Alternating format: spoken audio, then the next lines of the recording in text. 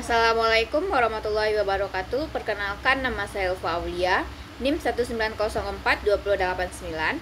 Baiklah, pada pertemuan ini pada mata kuliah pengembangan organisasi pertemuan 12, saya akan membahas tentang action research, yang dimana pembahasannya yang pertama pengertian action research, yang kedua tujuannya, yang ketiga proses, yang keempat penggunaan action research tersebut. Yang pertama kita bahas dulu tentang pengertian action research.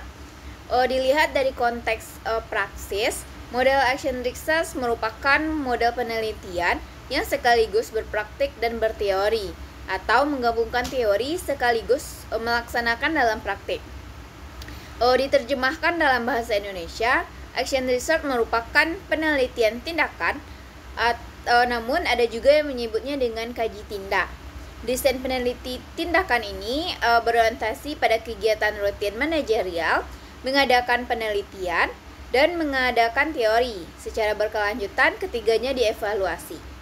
Action research menjadi model alternatif untuk penelitian dalam kerangka berpikir praksis. Menurut Noeng Muhajir, membedakan dengan research dan development, yang diadakan penelitian terdahulu, baru kemudian dirancang pengembangannya. Penelitian ini sebagian mulai dengan kerangka teori, dilanjutkan dengan pengumpulan data, analisis, dan diakhiri dengan kesimpulan. Pengembangan dilakukan dengan implementasinya, mungkin juga dengan penelitian lanjutannya. Sedangkan action research merupakan melakukan secara sekaligus antara berteori dan berpraktik, yang rotasi kegiatannya sebagaimana dijelaskan di atas, MRDA. Yang kedua, kita akan membahas tentang tujuan action research. Tujuannya memberikan kontribusi baik pada tataran praktis kepedulian terhadap masalah yang dihadapi manusia saat ini, maupun agenda sasaran atau pengembangan ilmu sosial secara bersama. Yang ketiga, proses action research. Prosesnya secara ringkas dapat kita lihat pada layar. Ada 4 proses: diagnosis, planning action, taking action, yang keempat evaluasi action. Sedangkan Gerald Sussman menjabarkan 5 tahapan yang dilakukan dalam tiap siklus action research. Yang pertama, masalah diidentifikasi dan data dikumpulkan untuk diagnosis yang lebih detail.